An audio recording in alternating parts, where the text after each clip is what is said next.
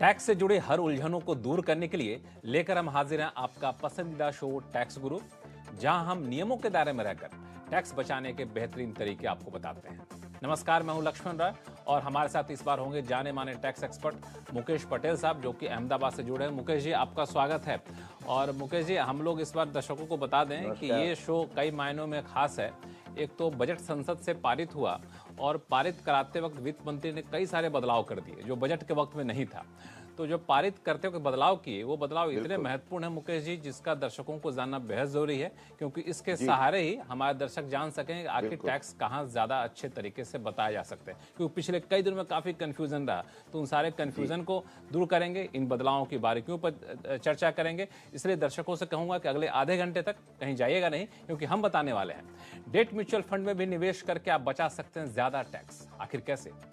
7 लाख से थोड़ी ज्यादा आमदनी पर भी आपको नहीं देना होगा इनकम टैक्स। और साथ में बताएंगे कि प्रॉपर्टी के लॉन्ग टर्म कैपिटल गेन पर मिलेगा रिबेट या भरना होगा टैक्स। इन सारे मुद्दों पर बातचीत करेंगे, लेकिन सबसे महत्वपूर्ण मुद्दा Mukesh ji, debt mutual fund को लेकर के पिछले दिनों जो बदलाव किए गए वो ये हुआ कि डेट म्यूचुअल फंड पे long term capital gains tax नहीं लगेगा, short term capital gains tax लगेगा। टैक्स ज्यादा चुकाना पड़ेगा डेट म्यूचुअल फंड में आप पैसा लगाते हैं तो। लेकिन जितना ब्लैक एंड व्हाइट दिख रहा है, चर्चा हो रही थी, उतना ब्लैक एंड व्हाइट है नहीं। दरअसल हमारे टैक्स गुरु मुकेश जी ने खास रिसर्च किया है और ये निकाला है कि हर किसी के लिए जरूरी नहीं कि डेट म्यूचुअल फंड में निवेश करना घाटे का सौदा हो। कई लोगों के लिए डेट म्यूचुअल फंड में निवेश करना फायदे का भी सौदा हो सकता है। क्यों मुकेश जी? बिल्कुल। जैसे लक्ष्मण जी, एक अंग्रेजी में कहावत है कि every black cloud also has a silver lining. बिल्कुल। अब समझिए कि ये 20% के concessional rate for the long term capital gains और इंडेक्सेशन का जो फायदा, ये दो महत्वपूर्ण जो टैक्स के बेनिफिट्स थे, वो अब डेट म्यूचुअल फंड्स को मिलेंगे नहीं। अगर आपने इसमें निवेश किया है 1 अप्रैल 2023 के पश्चात, उसके पहले वाले हैं उनको तो सुरक्षित रखा गया है। 1 अप्रैल या 1 अप्रैल के बाद साल में कोई डेट 1 अप्रैल या 1 अप्रैल के बाद 1 अप्रैल 2023 के बाद आप मान लीजिए आपने अप्रैल 23 में लक्ष्मण जी किसी ने कोई डेट फंड में निवेश किया और उसने वो 3 साल रखे और उसके बाद वो उसको सेल करते हैं। तो अब इस केस में होगा क्या कि ये जो शॉर्ट टर्म कैपिटल गेन्स होंगे, ये deemed short term capital gains माने जाते हैं। वास्तव में तो ये लॉन्ग टर्म है। अब ये कानून अगर चालू रहता तो क्या होता था कि 20% का फ्लैट रेट आता था। अब आप समझिए कि 3 लाख के एग्जम्पशन के बाद 3 से 6 पर 5%, 6 से 9 पर 10% और 9 से 12 लाख की टैक्सेबल इनकम पर 15% का टैक्स रेट हुआ करता था। अब जिनको 5, 10 और 15 के ब्रैकेट में आने के कारण फायदा मिलना चाहिए, वो नहीं मिला। अब उनको फायदा नहीं मिलता था, वो सीधे 20% में चले जाते थे। अब एग्जाम्पल के तौर से अगर मैं आपको समझाऊं कि समझिए कि किसी को 12 लाख रुपए का long term capital gain debt fund में से हो रहा है, और ये लॉन्ग टर्म कैपिटल गेन को अगर आप 20%, मान लीजिए इंडेक्सेशन के बाद भी एवरेज रेट आपका 17% हो जाएगा, तो जो आपका 3 लाख का बेसिक एग्जम्पशन के बाद 9 लाख की जो आपकी additional long term capital gains है, उस पर ये 17% इंडेक्सेशन के बाद भी लगाते हैं, तो 1,53,000 1,53,000 का टैक्स बनता है। अब ये जो अमाउंट है, यही आपका 12 लाख नॉर्मल स्लैब में जाएगा, पहले 3 एग्जाम, फिर 5, 10 एंड 15, तो आपका टैक्स केवल बनेगा 90,000। तो कंपेयर इट 1,53,000 जो अदरवाइज आप आज तक भरते थे, अब आपको इतना नहीं देना, उसकी जगह केवल 90,000 भरेंगे। इसका मैसेज ये है कि अगर आप लोअर टैक्स ब्रैकेट्स में हैं, तो ये जो संशोधन हुआ है आपके लिए फायदेमंद रहेगा लक्ष्मण जी। तो ये मान लेना कि इस नए नियम के बाद डेट म्यूचुअल फंड से तौबा कर लिया जाए, ऐसा नहीं है। आपको देखना होगा कि आपकी आमदनी क्या है, आप किस इनकम टैक्स के स्लैब में आते हैं, और फिर आपको जो है सो तब आपको तय करना होगा कि हम डेट म्यूचुअल फंड में पैसा लगाएं या ना लगाएं। लेकिन आपने जो कैलकुलेशन बताया मुकेश जी, ये क्या new tax regime, old tax regime दोनों के लिए है? एक्चुअली देखिए, ये जो है, ये मैंने आपको समझाया वो न्यू टैक्स रिजीम का है। ओल्ड टैक्स रिजीम में अगर आप जाते हैं तो उसके रेट्स, उसमें तो शायद ये जो मैंने आपको एग्जाम्पल में समझाया उसमें थोड़े बहुत ऊपर नीचे भी थोड़ा कम हो, पर फिर भी फायदा तो जरूर रहेगा। पर एक चीज और भी है, हमें ख्याल ये रखना है कि अगर आप डेट फंड में निवेश करके, मान लीजिए जो प्रवर्तमान प्रावधान है कि आप 50 लाख या 1 करोड़ का आपको डेट फंड का लॉन्ग टर्म गेन हुआ और उसको आप कोई रेजिडेंशियल हाउस में लगाते हैं तो 54F का आपको फायदा मिलता है। अब शायद हमारे दर्शक ये समझें कि ये फायदा हमें नहीं मिलेगा, तो ये इनकी सोच गलत है, क्योंकि इस पर सुप्रीम कोर्ट का एक बहुत महत्वपूर्ण डिसीजन है वीएस डेम्पो के केस में, जो deemed short term capital gains के लिए दिया गया है कि अगर टैक्स देना है तो आपको ये deemed short term capital gain का रेट लगेगा। पर वास्तव में ये 3 साल के ज्यादा होल्ड किया इसलिए लॉन्ग टर्म है, तो 54F का तो आपको जरूर फायदा मिलेगा। माना डेट फंड में निवेश करके भी अगर आप वो जो आपका गेन है वो रेजिडेंशियल हाउस में लगाते हैं तो 0 टैक्स का भी आप आयोजन कर सकते हैं। लक्ष्मी, वही मैं अपने दर्शकों को कह रहा था कि डेट म्यूचुअल फंड पे अब तक आपने जितनी भी कहानियां सुनी होंगी नए नियम आने के बाद, अभी जो मुकेश जी ने बताया ऐसे तरकीब आपने नहीं सुना होगा कि कैसे आके डेट म्यूचुअल फंड में भी पैसा लगा करके आप अपनी टैक्स की देनदारी को कम कर सकते हैं। ऐसा नहीं है कि डेट म्यूचुअल फंड में पैसा लगाने करके टैक्स बढ़ेगा ही। तो इसका ख्याल रखिएगा और अपने आमदनी का कैलकुलेशन करके आप ये तय करिएगा कि आपको किस फंड में पैसा लगाना है, किस में नहीं लगाना है। चलिए अब शुरू करते हैं सवाल जवाब का सिलसिला। सबसे पहले चलते हैं महाराष्ट्र, जहां से राहुल बिहानी जी हमारे साथ फोन लाइन पर जुड़ चुके हैं। राहुल जी नमस्कार, कैसे हैं आप? ठीक हो? आपको बहुत लंबे समय तक फोन पे आपको वेट करना पड़ा, लेकिन आप सुन रहे हो हम लोग की बातचीत। उम्मीद करता हूं कि आप भी इसका फायदा उठाएंगे। यस, तो मेरा सवाल ये है कि 2018-19 के बजट में स्टैंडर्ड डिडक्शन लाने के बाद 50,000 रुपए का स्टैंडर्ड डिडक्शन लाने के बाद जो ट्रैवलिंग अलाउंस मिलता था, ट्रैवलिंग अलाउंस का एग्जम्पशन मिलता था, वो हटा लिया गया। ठीक है।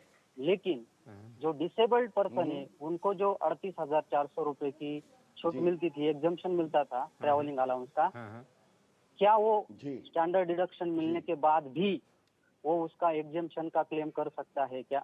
अभी पुराने रिजिम में भी और नए रिजिम में भी, अभी इस साल भी वो डिसेबल्ड पर्सन ट्रैवलिंग अलाउंस का जो एग्जम्पशन का क्लेम है वो कर सकता है क्या, स्टैंडर्ड डिडक्शन के साथ साथ ही? बिल्कुल बिल्कुल। तो राहुल जी, आपके लिए ये जो मैं आपको बताऊं कि ये एक खुश खबर है।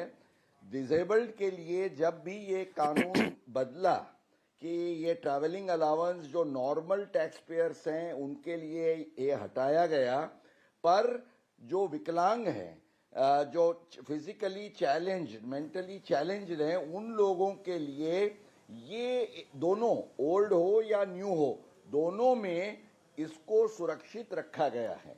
माना ये 38,400 का जो डिडक्शन है वो आपको जरूर मिलेगा। आप इसके बारे में निश्चिंत रहिए, कोई चिंता की बात नहीं है। बिल्कुल, आप निश्चिंत हो जाइए, आपको इसका फायदा मिलेगा जैसा कि मुकेश जी ने समझाया। चलते हैं बिहार, जहां शेखपुरा से उपेंद्र नारायण यादव जी हमारे साथ फोन लाइन पर जुड़ चुके हैं। उपेंद्र जी नमस्कार, कैसे हैं आप? नमस्कार सर, ठीक है सर। बताएं क्या उलझन है आपकी? सर, मैं 1988-89 में कुछ जमीन लिया था रेसिडेंशियल, उसका कुछ पार्ट 17-18 में लिया हूँ, 2017-18 में। उसको पिछले महीना फरवरी में मैंने सेल कर दिया। तो फुल कंसिडरेशन उसका हमें 41 लाख आया है। तो मैं जानना चाहता हूँ कि उसको 54F के तहत मैं एग्जम्पशन लेना चाहता हूँ, क्योंकि अगले कुछ दिनों में, 1 साल के अंदर हम एक मतलब घर बनाना चाहता हूँ या लेना चाहता हूँ, तो उसके लिए हमें क्या सब करना होगा? ठीक है जी जी। अच्छा, देखिए भाई साहब, आपके लिए सलाह मार्गदर्शन ये है कि आपका ये जो 22-23 वित्तीय वर्ष का जो आयकर रिटर्न है ITR, वो फाइल करने की आपकी ड्यू डेट है 31 जुलाई 2023। तो 31 जुलाई 2023 तक समझिए आप ये नए घर का निवेश कर लेते हैं। You purchase the house by investing all your net consideration in the 54F, तो आपको ये नए घर के लिए कोई भी टैक्स नहीं भरना होगा। अब आप जानते हैं कि मान लीजिए कि आपका ITR भरने का समय आ गया और अभी घर में निवेश बाकी है। अब ऐसे फरवरी 2023 से लेके आपको घर खरीद करने के लिए 2 साल का समय है। तो इस केस में आप कैपिटल गेन अकाउंट स्कीम में, जो कोई भी बैंक में आप या स्पेशल एक अकाउंट है वो खोल सकते हैं, और उसमें अगर ये आपका पूरा पैसा लगा देंगे तो आपको सेक्शन 54F का एग्जम्पशन आप क्लेम कर सकते हैं, और 2 साल के अंदर कभी भी आप ये अपना मकान खरीद कर सकते हैं, या तो कंस्ट्रक्ट कर सकते हैं 3 साल में। चलो उपेंद्र जी, उम्मीद करता हूँ कि आपके सवालों का जवाब मिल गया होगा।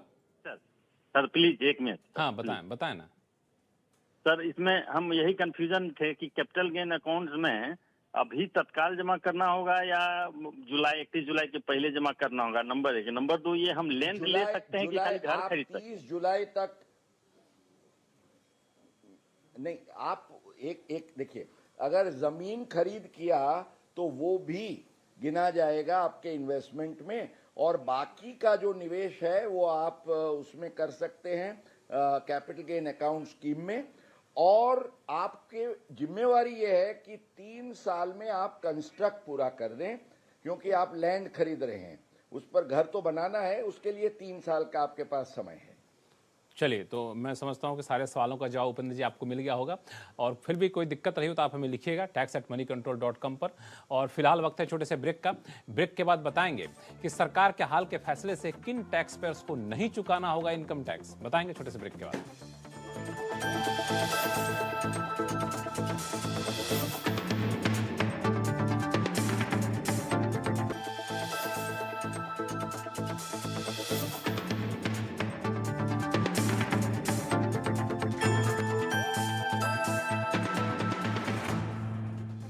ब्रेक के बाद एक बार फिर से आपका स्वागत है। आप देख रहे हैं टैक्स गुरु, और आपके सवालों का जवाब देने के लिए हमारे साथ हैं अहमदाबाद से मुकेश पटेल साहब।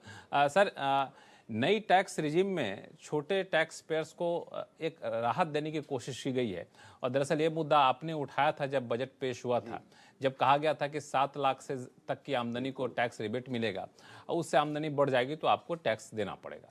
तो मुद्दा ये उठा कि कितनी आमदनी बढ़ेगी टैक्स देना पड़ेगा, तो हुआ कि 100 रुपये भी आमदनी बढ़ जाएगी तो आपको हज़ारों रुपये से ज़्यादा टैक्स देना पड़ जाएगा। तो इस मुद्दे को सुना शायद वित्त मंत्रालय ने, और फाइनेंस बिल जब बजट पारित किया संसद से तो इसमें बदलाव कर दिया है। ये बदलाव उन छोटे टैक्स पेयर्स के लिए बड़े काम की चीज़ है जिनकी आमदनी 7 लाख से ज़्यादा है, बहुत ज़्यादा नहीं, थोड़ी सी ज़्यादा है, तो उनको भी टैक्स नहीं देना पड़ेगा। तो मैं समझना चाहूँगा आपसे कि ये बदलाव क्या है, आसान भाषा में अगर हमारे दर्शकों को समझा सके तो। बिल्कुल बिल्कुल लक्ष्मण जी, मैंने हंसते हंसते ये कहा था कि अगर ये 7 लाख की लक्ष्मण रेखा आप जरा सी चूक जाते हैं तो आपको काफी कुछ टैक्स भरना पड़ता है। इसलिए क्योंकि ये जो बॉर्डर लाइन केसेस के लिए, हालांकि इनकम टैक्स एक्ट में सरचार्ज वगैरह के केस में जब ट्रांजिशन होता है तो मार्जिनल रिलीफ का एक कंसेप्ट है, जिसमें ये कहा गया है कि कोई भी सर्कमस्टेंसेस में आपकी जो इंक्रीमेंटल इनकम है उससे ज्यादा टैक्स बढ़ेगा नहीं। पर ये प्रावधान जो 87A के बॉर्डर लाइन केसेस में नहीं था। अब समझिए 7 लाख की किसी की इनकम है तो उसको 0 टैक्स हो गया।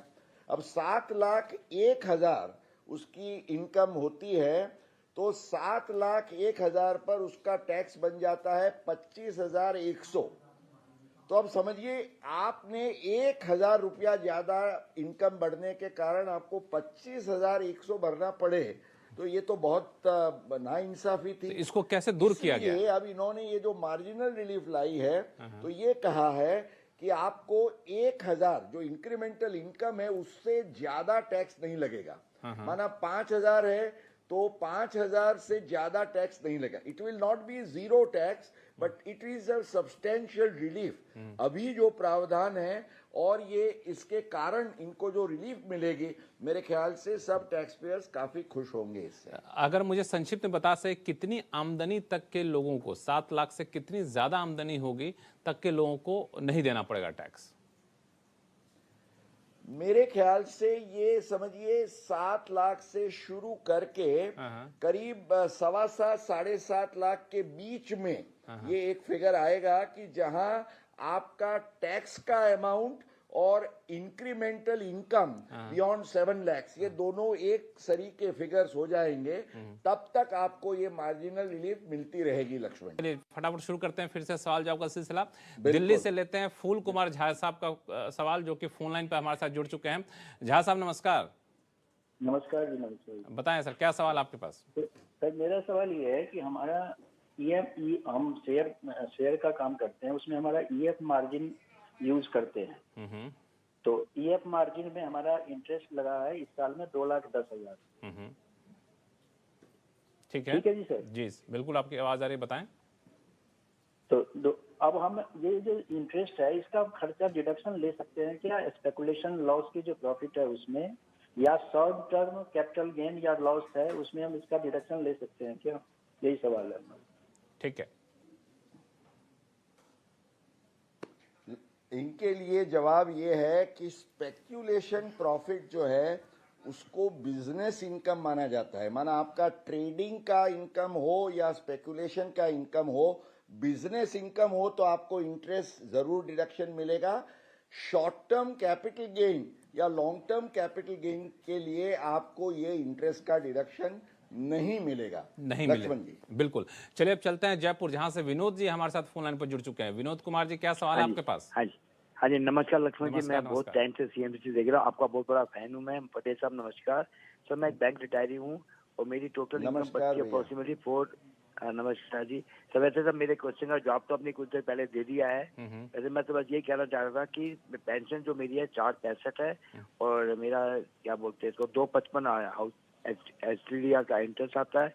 टोटल इनकम हो जाती है ये भाई 720 और फाइनेंशियल ईयर 23-24 के लिए 1.5 लाख का नहीं, मैं क्वेश्चन पूछ रहा हूँ।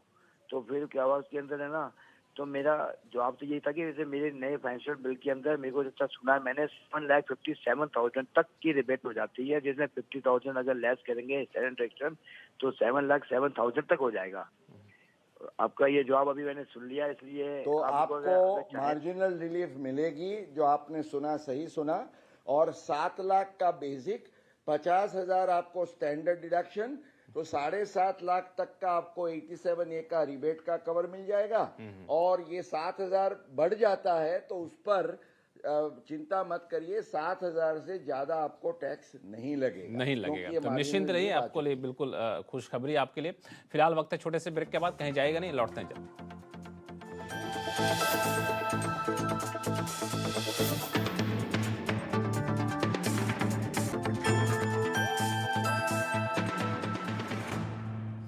ब्रेक के बाद एक बार फिर से आपका स्वागत है। अगला सवाल लेते हैं दादर और नगर हवेली से। हमारे पास सवाल आया हेमंत चौहान साहब का। चौहान साहब नमस्कार। मेरा एक सवाल था सर, मेरे पास एक 1 BHK फ्लैट है जो मैंने अप्रोक्स 10 लाख रुपए में लिया था। अभी उसकी वैल्यू लगभग 16 लाख रुपए है, मैं उसमें रहता हूँ। तो मैं अपग्रेड कर रहा हूँ 2 BHK में, तो अप्रोक्स 35 लाख का है। मैं उसके लिए लोन ले रहा हूँ 25 लाख रुपए का। तो जैसे इन फ्यूचर अगर मेरे को अभी का जो फ्लैट है इसको सेल करके उसका लोन रीपे करना चाहूँ तो क्या उसमें मुझे लॉन्ग टर्म कैपिटल गेन का पे करना पड़ेगा या वो उसमें एडजस्ट हो सकता है? बिल्कुल, आप अगर सही प्लानिंग करेंगे सेक्शन 54 के प्रावधान को लक्ष्य में रखते हुए तो आपको जरूर फायदा मिल सकता है। ख्याल में रखने वाली ये बात है कि आप ये जो फ्लैट में आपने निवेश किया उसके 1 साल के अंदर आपको वो पुराना फ्लैट जो है वो बेचना है। तो ये निवेश की जो रकम है पुराने फ्लैट की सेल कंसिडरेशन को आप लोन रीपेमेंट के लिए उपयोग में ले सकते हैं और एग्जम्पशन भी आपको मिल जाएगा। चलिए, तो आप इस समय सीमा का ख्याल रखिए, 1 साल की समय सीमा का। और मुकेश पटेल जी, आपका बहुत बहुत शुक्रिया सभी सवालों का बेहद ही आसान भाषा में जवाब देने के लिए। और टैक्स गुरु के दर्शकों का बहुत बहुत शुक्रिया। और आपके पास कोई भी सवाल हो आप हमें लिख भेजिए tax@moneycontrol.com पर, और अपने सवाल के साथ अपना नाम और मोबाइल नंबर लिखना ना भूलें। फिलहाल के लिए नमस्कार, देखते रहिए CNBC आवाज।